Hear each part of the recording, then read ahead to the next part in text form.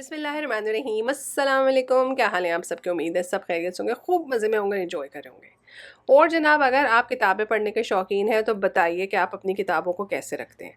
ये मुझ नाचीज़ का बुक शेल्फ है जिसमें किताबें या तो हाइट के ऑर्डर से रखी हुई हैं या फिर इस ऑर्डर से रखी हुई हैं कि दीनी किताबें एक तरफ हों और जो अभी तक नहीं पढ़ी गई वो एक तरफ रखी गई हों। बेसिक सा तरीका जिसमें हम टाइटल देख सकते हैं।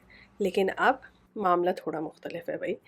लड़कियों की बुक शेल्फ अब हमारी बुक शेल्फ से बहुत मुख्तलिफ होती है। उसको प्रॉपर ऑर्डर में होना है या नहीं होना है वो तो बात की बात है, मगर उनका देखने में खूबसूरत लगना बहुत ज़रूरी है। हमारी किताब का टाइटल नज़र आना बहुत ज़रूरी था, मगर इनकी किताबों के डिज़ाइन नज़र आना बहुत ज़रूरी है। क्या आपके घर में भी ऐसा कोई बच्चा है जो किताब को इस तरह से रखता हो, हालांकि उसका टाइटल जो है वो दूसरी तरफ लिखा हुआ हो? तो बस जी, जैसे-जैसे नई इख्तिराएँ आती रहती हैं, उसी तरह से फ़ैशन भी बदलते रहते हैं। लेकिन अल्हम्दुलिल्लाह रीडिंग का शौक़ वापस आ रहा है, ये बहुत अच्छी बात है। और इस शौकीनी में लड़के और लड़की, किसी की कोई तफ़रीक नहीं है। ये देख लीजिए हमारे साहबज़ादे का बुक शेल्फ, बिल्कुल ऐसा होना चाहिए कि हर चीज़ क्लैरिटी से नज़र आए। है ना मज़े की बात? इस कदर फैलावा देख के आपको ऐसा लग रहा होगा कि पिकासो और सादकैन की जो है वो मुश्तरका कोई मीटिंग हो रही है। तो वैसे मीटिंग तो हो रही थी मेरी और मेरी बेटी की। उन्होंने अपनी फ्रेंड के लिए गिफ्ट में देने के लिए किताब मंगवाई। एक किताब तो सही आई और दूसरी किताब इस तरह से। इस कदर शिकवे शिकायत कि उफ़ ये किताब ख़राब कैसे हो गई और अब तो मैं उसे गिफ्ट में दे ही नहीं सकती। फिर मैंने समझाया, भाई जो पढ़ने की चीज़ है वो अंदर लिखी हुई है, तो इतनी कोई बड़ी बात नहीं है, वो नहीं नज़र आएगा। तो बहुत मुश्किल से वो राज़ी हुई, अदरवाइज़ तो ये किताब शायद मुझे अमेज़न पे रिटर्न करनी पड़ती, नई ऑर्डर करनी पड़ती।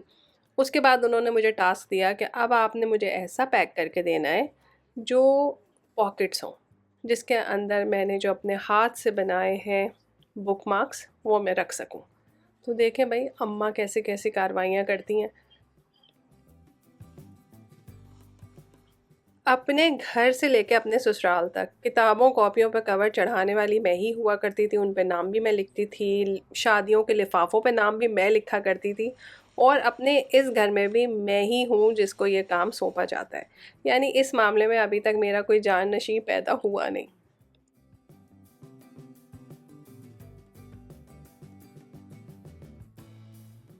और जी आजकल छुट्टियां हैं और बच्चे जो हैं वो कुछ ना कुछ खाने पीने को मांगते ही रहते हैं, और ना चाहते हुए भी ला महाला आपका हाथ जो है वो पैकेज फूड की तरफ चला ही जाता है, जिसमें बिस्किट हो सकते हैं, चिप्स हो सकते हैं और ना जाने क्या कुछ।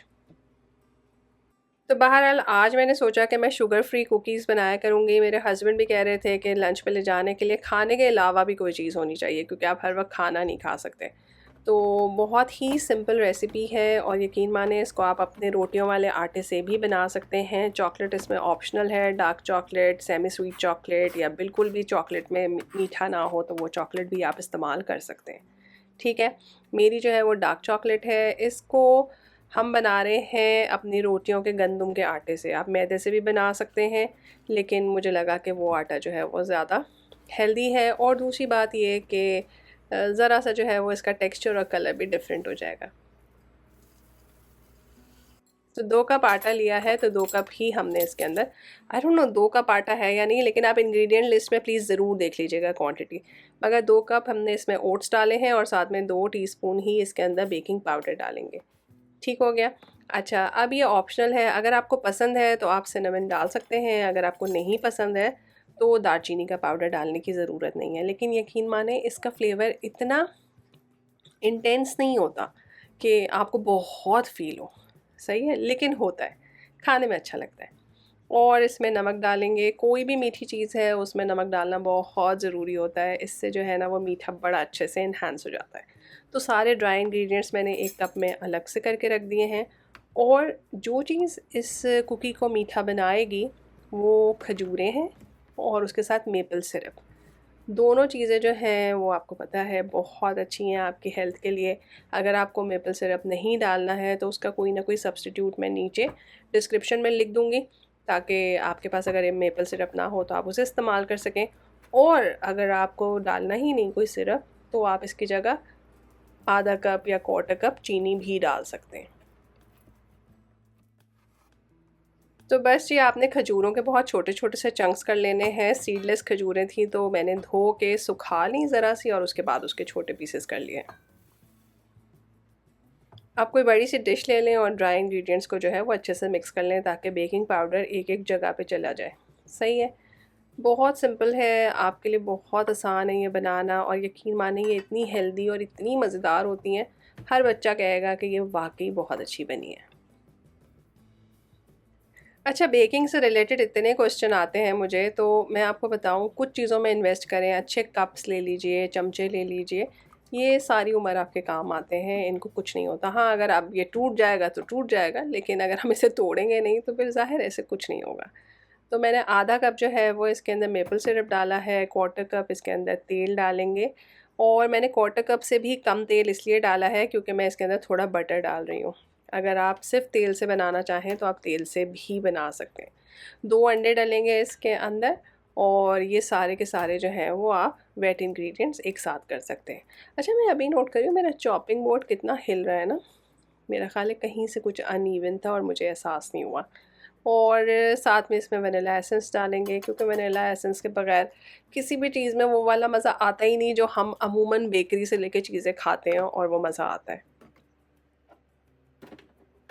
बेकिंग में यूजुअली चीज़ें बहुत मैसअप हो जाती हैं, तो क्लीन एज़ यू गो वाला फ़ॉर्मूला अप्लाई करें, साथ-साथ चीज़ों को उनके ठिकाने पे पहुँचाते रहें। ठीक है? इससे ये होगा कि क्लटर जो है वो बहुत कम होगा और बेकिंग करने के बाद आपको बहुत ज़्यादा सफाई नहीं करनी पड़ेगी। इसके आगे की सारी दास्तान आप समझ सकते हैं, ड्राई को वेट के साथ आपने मिक्स करना है और इसके अंदर खजूरें और चॉकलेट चिप्स डाल देने हैं, वाइट डालिए, डार्क चॉकलेट डालिए, व्हाटएवर जो आपको पसंद है।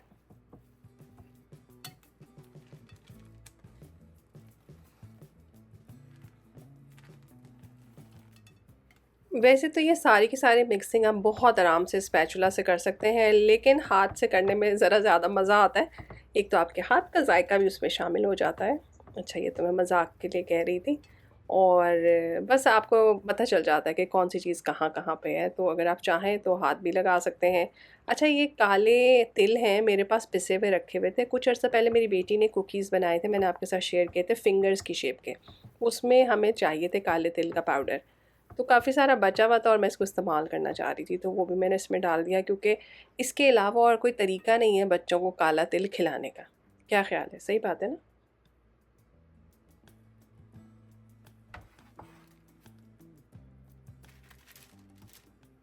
कुकीज़ के बारे में बहुत सवाल आते हैं कि आप कहती हैं फ्रीज़ कर दें तो कैसे फ्रीज़ कर दें? देखिए, आप इन्हें कच्चे भी फ्रीज़ कर सकते हैं और आप इन्हें बेक करने के बाद ठंडा करके भी फ्रीज़ कर सकते हैं। यानी इस स्टेज पे जैसे आपको ये डिश में रखे हुए नज़र आ रहे हैं, आप एज़ इट इज़ अगर इसको फ्रीज़र में रख देंगे तो ज़ाहिर है ये जम जाएँगे। उसके बाद आप इसे किसी भी ज़िप-लॉक बैग में डाल के आराम से फ्रीज़र में स्टोर कर दें। जब पकाने हों या खाने का दिल चाह रहा हो तो इस तरह की डिश में पार्चमेंट पेपर के ऊपर लाइन अप करके रख दीजिए और बेक कर लीजिए। तो आपके बड़े मज़ेदार कुकीज़ तैयार हो जाएंगे। जो रेसिपी मैं आपको दे रही हूँ इससे अराउंड मेरे पास तो शायद 40 से ज़्यादा कुकीज़ बने थे और अगर आप इससे छोटे बनाएंगे तो वो मज़ीद भी बन सकते हैं। कुकीज़ की डिश को जब भी निकालिए अवन से 1-2 दफ़ा टैप ज़रूर किया करें। उससे मुझे ऐसा लगता है कि कुकीज़ के अंदर जो एक एयर ट्रैप होती है वो निकल जाती है और वो ज़रा जल्दी क्रिस्पी भी होती हैं और ठंडी भी होती हैं। अच्छा, इनका जो शेप है वो आप देख लीजिए कैसा मज़ेदार है। आप इसको छोटा भी बना सकते हैं, फ्लैट भी बना सकते हैं और अगर आपको लग रहा था ये कच्ची हैं तो नीचे से देख लीजिए कितना अच्छा ब्राउन कलर आ गया है। तो इनको आप ठंडा करके भी फ्रीज़ कर सकते हैं। अच्छा, लोगों को ऐसा गुमान होता है कि घर में कुकीज़ बनाई है ना तो इसको भी हम महीनों खा सकते हैं, जिस तरह से जो है वो बाज़ार की कुकी आप बाहर रखते हैं और खा लेते हैं। तो देखिए, हमने प्रिजर्वेटिव्स नहीं डाले हुए होते, तो 3-4 दिन के अंदर-अंदर आप इन्हें खा लेते हैं तो बाहर रख लीजिए। लेकिन अगर आपको लगता है कि आप इन्हें हफ़्ता भर में खाएँगे तो आप इन्हें फ्रिज में रखिए।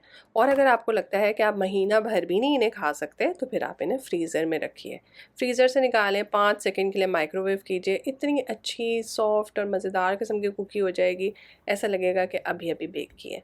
तो आप ये देख सकते हैं, बहुत सॉफ्ट थी, अंदर से देख लीजिए और ज़रूर बनाएँ और मुझे बताइएगा कि आपको कैसी लगी। 2 दिन पहले जब मैंने बाहर देखा तो ऐसा मौसम था और ये कोई फ़िल्टर नहीं है। मुझे ऐसा लगा बारिश होने वाली है, लेकिन जलने की स्मेल थी पूरी फ़िज़ा में। फिर हमें पता चला कि नॉर्दर्न ओंटारियो में जो है वो जंगलों में आग लगी हुई है। तो अल्लाह ताला अपनी हिफ्ज़-ओ-अमान में रखे। ये बेसिकली धुआँ है और इसकी स्मेल जो है वो हर तरफ फैली हुई है। इवन शिकागो तक इसके असरात महसूस किए जा रहे हैं। तो अल्लाह ताला सबको अपनी हिफ्ज़-ओ-अमान में रखे। और जनाब हमारे नेबर्स ने हमें 2-3 दफ़ा पूछा कि वो घर में चक्कर लगाना चाह रहे हैं, और हर दफ़ा कोई ना कोई मसला होता था और मैं उन्हें कहती थी कि नहीं, आज नहीं, आज नहीं, आज नहीं। तो बस बड़ी मुश्किल से अल्हम्दुलिल्लाह आज का शाम का प्रोग्राम फ़ाइनल हो गया, और मैं बहुत दिनों से ये केक बनाना चाह रही थी। इसका बेस जो है वो दही और सूजी है, इसमें कोई अंडा नहीं डलेगा। तो जिस किसी ने मुझसे पूछा था एगलेस सेमोलिना केक आप बनाना सिखा सकती हैं, तो प्लीज़ मैं आपको बेसिक केक की रेसिपी सिखा रही हूँ। इसके अंदर डिफरेंट फ्लेवर्स आप अपने हिसाब से ऐड कर सकते हैं। तो 1 कप सूजी ली है, उसको 1 कप दही के अंदर हमने डाल के मिक्स करके रख दिया है। कम से कम 10 मिनट के लिए आपने इसको रखना है। इतनी देर में आप किसी भी 6 इंच का मैं टिन ले रही हूँ, क्योंकि ये छोटा केक है, ये बहुत बड़ा केक नहीं है। आप चाहें तो रेसिपी को डबल कर सकते हैं। सही है? तो केक के टिन को जो है वो आपने ग्रीस कर लिया, पेपर लगा लिया। अब आपने ऑयल डालना है, दूध डालना है, वनीला एसेंस डालना है। ये डाल के आप इसे मिक्स कर लीजिए। इसमें मैं डाल रही हूँ ब्राउन शुगर, ताकि इसका अच्छा सा ब्राउन कलर आ जाए। अगर आपको नहीं पसंद है ब्राउन शुगर तो आप वाइट शुगर डाल दीजिए। और इसके अंदर बेकिंग पाउडर, बेकिंग सोडा और नमक, तीनों चीज़ें जाएंगी। वीडियो के नीचे डिस्क्रिप्शन बॉक्स होता है, उसको ओपन करेंगे तो सब की सब इंग्रेडिएंट्स की लिस्ट के साथ आपको रेसिपीज़ लिखी हुई मिलेंगी। तो बिल्कुल टेंशन ना लें। ये इतना लाइट, इतना सॉफ्ट और इतना मॉइस्ट मीठा है, आप यकीन माने आप मिनटों में इसको जो है ना वो असेंबल करके बेक कर सकते हैं। अपनी मर्ज़ी के नट्स डाल दें, मैंने थोड़े से वॉलनट्स डाल दिए हैं, और बस इसको टिन में डालिए और बेक होने रख दीजिए। 30 to 35 मिनट्स में जो है ये बहुत अच्छा बेक हो जाएगा। अच्छा, मेरे पास तो ना ये 25 मिनट्स में ही बेक हो गया था। तो बेहतर है आप अपने अवन के हिसाब से इसे 20 मिनट में चेक कर लीजिए। यहाँ पर मैं बहुत क्विक सा एक ग्लेज़ बना रही हूँ, जो बहुत ट्रेडिशनल गुलाब जामुन फ्लेवर का होता है। हमने क्या किया है, 3 इलायचियों को अच्छी तरह से कूट लिया है, 2 टेबलस्पून मैंने चीनी ली है, इसमें 1/4 कप पानी डाला है, इसे मैं 1 मिनट के लिए माइक्रोवेव करूँगी। हमारा बड़ा अच्छा सा शुगर सिरप तैयार हो जाएगा। टोटली ऑप्शनल है, अगर आपको अपने केक को इससे ग्लेज़ करना है तो ठीक है, अदरवाइज़ इसकी ज़रूरत नहीं है।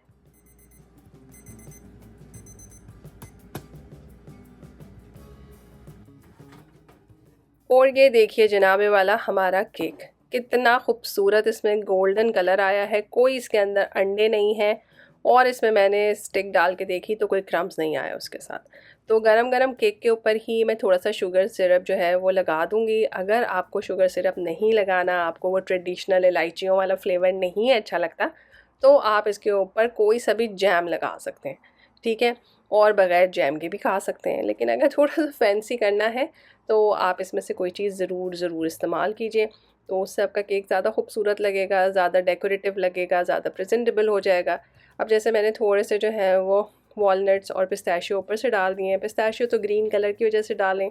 हाँ, अगर आपको गुलाब की पत्तियाँ अच्छी लगती हैं तो आप वो भी डाल सकते हैं, तो उससे भी बड़ा ही ट्रेडिशनल सा लुक आएगा। लगेगा पता नहीं क्या पका के रख दिया है सामने, लेकिन ये तो सिर्फ आपको और मुझे पता है ना कि कितना आसान केक है ये।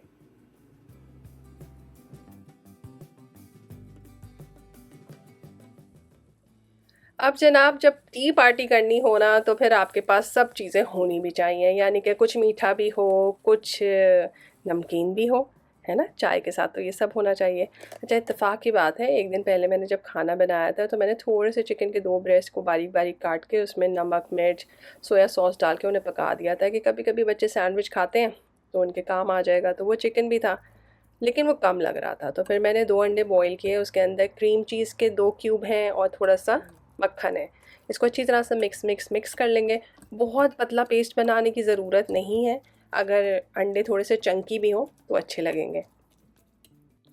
अगर आपके पास कोई कीमा वगैरह बचा हुआ है आप वो भी इस्तेमाल कर सकते हैं। यहाँ पे मैंने थोड़ी सी काली मिर्च और नमक ही डाला है इसके अंदर।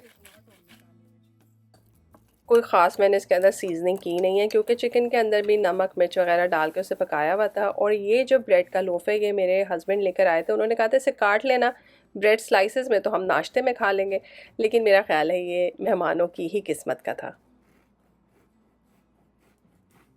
इसको मैंने एक बड़े से सैंडविच की तरह कट किया और इसके अंदर हम अपनी पूरी की पूरी जितनी भी आपने चीज़ें अंदर डालनी हैं उसकी एक लेयर लगा देंगे और एक ये बड़ा जॉइंट जंबो साइज़ का जो है वो आपका सैंडविच तैयार हो जाएगा। पहले तो मेरा प्लान यही था कि बस इसी तरह से इसको रख दिया जाएगा और उसके बाद मैं इसको कट कर लूँगी, लेकिन फिर मैंने सोचा कि अगर इसके अंदर चीज़ डाला जाए और इसको थोड़ी देर के लिए हार्डली 5 मिनट के लिए बेक कर लिया जाए, जिससे चीज़ जो है वो मेल्ट हो जाए, ब्रेड जो है वो थोड़ी सी क्रिस्पी हो जाए, क्रंची हो जाए, तो फिर इसका मज़ा दुबाला हो जाएगा। तो बस ऐसे छोटे मोटे से चेंजेस करने से जो है वो चीज़ का लुक भी डिफरेंट हो जाता है और वो देखने में ज़्यादा खूबसूरत लगती है। अब पता नहीं आप इस बात से मुत्तफ़िक हैं या नहीं हैं। और बहुत सारी चीज़ें इस्तेमाल भी हो जाती हैं। फॉर एग्ज़ाम्पल अब पालक पड़ी हुई थी मेरे पास, वो इस्तेमाल हो गई, चिकन इस्तेमाल हो गया, चीज़ का स्लाइस ऑलमोस्ट फिनिश होने वाला था, मोज़रेला का ब्लॉक था मेरे पास, थोड़ा-सा पड़ा हुआ था। उसको ऊपर से क्रश करके डाला, थोड़ा-सा हमने गार्लिक सॉस डाल दिया है, चाहें तो आप केचअप या चिली गार्लिक सॉस डाल के इसको थोड़ा स्पाइसी भी कर सकते हैं।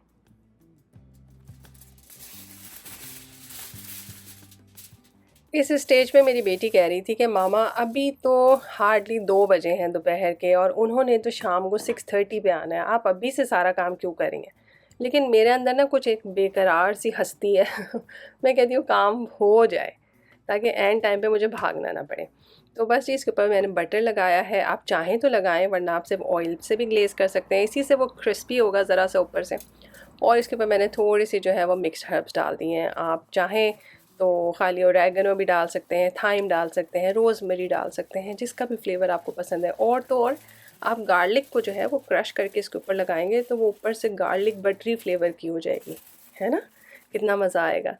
और बस इसको मैंने पैक करके रख दिया कि जिस टाइम पे उन्होंने आना होगा ना बस उससे थोड़ी देर पहले हम इसको 5 मिनट के लिए ओवन में रखेंगे ताकि इसे हम गर्मा गर्म सर्व कर सकें। तो बड़ी दिल को तसल्ली हुई कि एक नमकीन आइटम भी हो गया।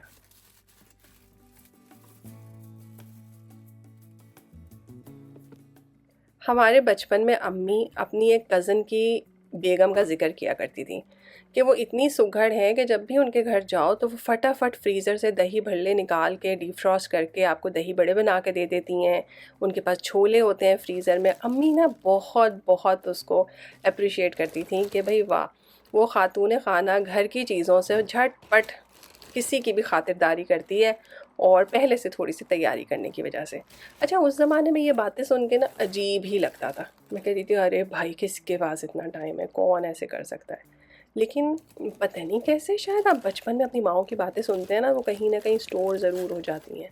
और स्पेशली कनाडा में रहने में जब हलाल चीज़ों का बड़ा मसला रहता है और फिर आपके बच्चे भी कोई स्पेशल टेस्ट बड्स लेके पैदा हुए होते हैं कि हाँ भाई चटपटे और हैदराबादी खट्टे मीठे खाने खाने वाले बच्चे, तो हर जगह की चीज़ें उन्हें पसंद भी नहीं आती। तो उस वक्त वाकई मेरा फ्रीज़र जो है ना वो मेरी बहुत हेल्प करता है। तो मुझे लगता है आज मेरी अम्मा होती तो वो भी बड़ी खुश हो जाती कि वाह बच्ची के फ्रीज़र से बड़ा कुछ निकल आया है जो आराम से सर्व किया जा सकेगा इंशाल्लाह ताला। और जी जब अम्मी की खातिरदारियों का ज़िक्र हो रहा है तो मैं ट्रॉली का भी ज़िक्र कर दूँ। हमारे घर में एक लकड़ी की ट्रॉली होती थी और जब भी मेहमान आते थे हम उसी ट्रॉली पे सामान रख के ड्राइंग रूम में लेके जाते थे। यहाँ पे जो है वो ट्रॉली का इस्तेमाल बहुत महदूद होता है, लेकिन जब भी इसे इस्तेमाल करती हूँ यकीन करें बच्चे भी बड़े खुश होते हैं और हमें भी बड़ा ही मज़ा आता है। अमूमन डिनर पार्टीज़ होती हैं तो सारा कुछ डाइनिंग टेबल पे ही सर्व हो जाता है। ट्रॉली बेचारी की इस्तेमाल की नौबत नहीं आती। ज़्यादा से ज़्यादा इतना इस्तेमाल है कि कोने में रखी है और इसके ऊपर आपने एक्स्ट्रा बर्तन रखे हुए हैं। लेकिन आज जब उसे इस्तेमाल करने की ज़रूरत महसूस हुई तो बड़ा ही अच्छा लगा। और मैं आपको एक बात बताऊं, जिस तरह से डाइनिंग टेबल को सेटअप करने के बहुत ही बेहतरीन तरीके होते हैं उसी तरह से ट्रॉली को भी सजाने के तरीके होते हैं। आपको पोर्शन बनाने चाहिए, कौन सी नमकीन चीज़ है जो लोग पहले खाएंगे वो आप ऊपर रख दीजिए, जो चीज़ बाद में चाय के साथ खाई जाएगी उसे आप नीचे रख सकते हैं, मीठी चीज़ों को नीचे रख सकते हैं, प्लेट्स को नीचे रख सकते हैं। और अमूमन डिशेस फंस जाती हैं तो उसके नीचे हाइट क्रिएट कीजिए ताकि डिश को उठाना और रखना बहुत आसान हो जाए। तो देखिए मैंने अपनी ट्रॉली के 2 सेक्शन बना लिए हैं। ऊपर सब कुछ नमकीन होगा, नीचे सब कुछ मीठा होगा, कुकीज़ होंगी, केक होगा, साथ में सॉसेस, ग्लास और कटलरी, वो भी आप ट्रॉली पे रख सकते हैं अगर आपकी ट्रॉली में बहुत जगह है। मेरे पास इतनी जगह नहीं है तो मैंने सिर्फ ज़रूरत का ही सामान रखा जो मुझे उस ट्रॉली के लिए चाहिए।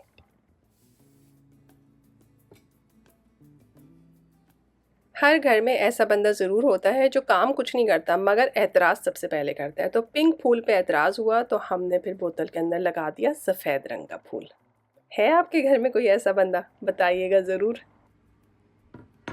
चूँकि मेरी ट्रॉली पे बहुत ज़्यादा जगह नहीं है और मैं उसको ज़रूरत से ज़्यादा भरना भी नहीं चाहती थी, तो इसलिए मैंने अलग से एक वुडन ट्रे के ऊपर चाय का सामान रखा है ताकि ये हम उस टाइम पे उठा के ले जाएंगे। अच्छा, टिकोज़ी का कल्चर भी बहुत खूबसूरत है। हमारे घर में तो इतनी प्यारी एम्ब्रॉयडरी वाली और पता नहीं कैसी-कैसी टिकोज़ी हुआ करती थी। लेकिन मैंने भी अब काफ़ी सारा स्टॉक इकट्ठा कर लिया है, अल्हम्दुलिल्लाह। ऐसे ट्रेडिशंस को हमेशा ज़िंदा रखना चाहिए।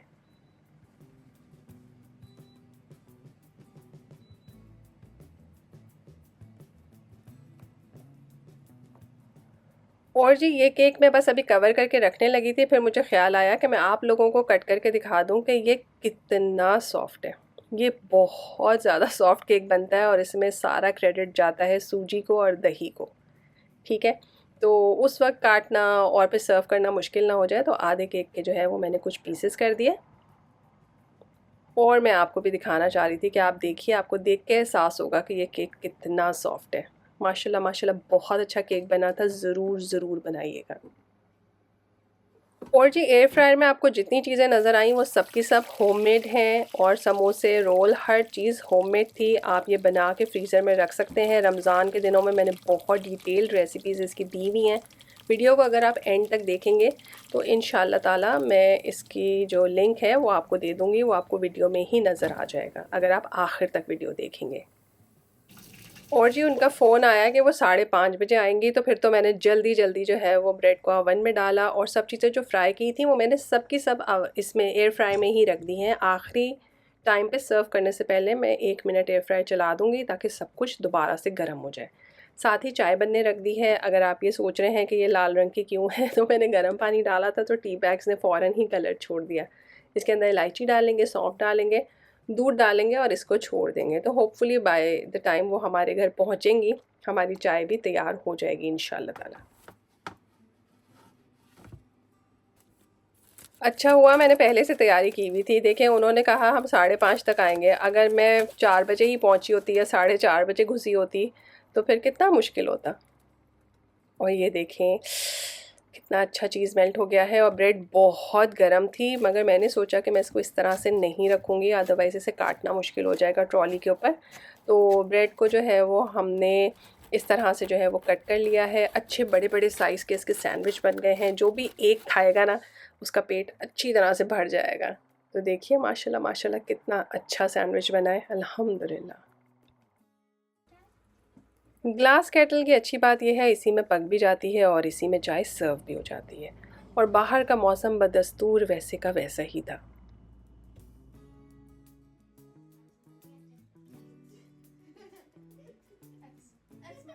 और जी हमारे मेहमान आ गए, बाहर हमने सब कुछ साफ़ सुथरा करके रखा हुआ था और बस साथ ही हमने झटपट एयर फ्राई में ड्रॉर बंद की, 1 मिनट के लिए उसको चलाया ताकि ये सब कुछ दोबारा से गर्मा गर्म हो जाए। अच्छा पॉप्सिकल स्टिक्स जो बनाई थी मैंने ये सिर्फ 2 ही थी मगर फिर भी मैंने रख दी। मैंने कहा बच्चे हैं वो शौक से खा लेंगे, इससे ज़्यादा नहीं थी। वो हमने जो पता नहीं कौन सा डिनर किया था उसमें सर्व की थी एज एपेटाइज़र और इतनी जल्दी ये ख़त्म हुई कि अब मुझे ये दोबारा बनानी पड़ेंगी इंशाल्लाह।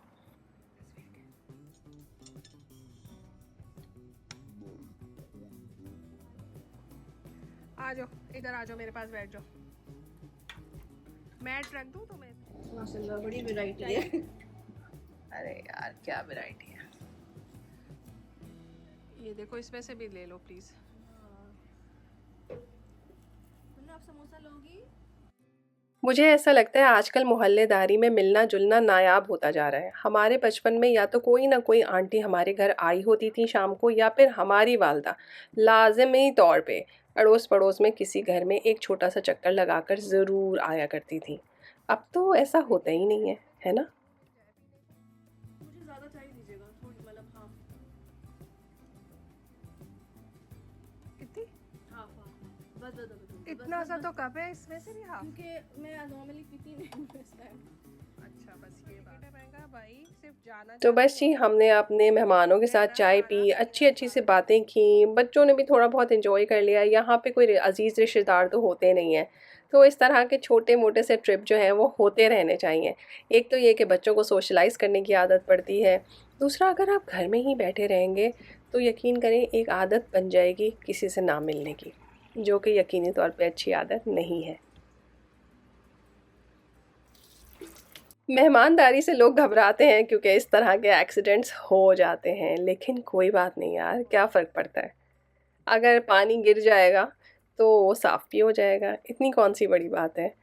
कोई भी हमारे घर नमक से तो बने हुए होते नहीं हैं कि ज़रा पानी गिरा तो पिघल जाएंगे। तो ये देखिए, अगर पानी गिरा तो साफ़ भी हो गया। तो प्लीज़ मेहमानदारी से बिल्कुल ना घबराया करें, और दिल खोल के मेहमान की खिदमत किया करें। किसी के घर मेहमान जाएं तो खूब दिल खोल के उनके लिए कुछ अच्छा सा गिफ्ट लेके जाया करें, और दुआओं में जो है वो सबको याद रखा करें। अल्लाह ताला हमारे घर में, हमारे सामान में, हमारे रिस्क में बरकत दे। चीज़ें पड़ी रहेंगी तो कोई फ़ायदा नहीं है, अगर इस्तेमाल होंगी तो इंशाअल्लाह ताला बहुत खैर होगी। तो आसानियाँ दीजिए और आसानियाँ पाइए।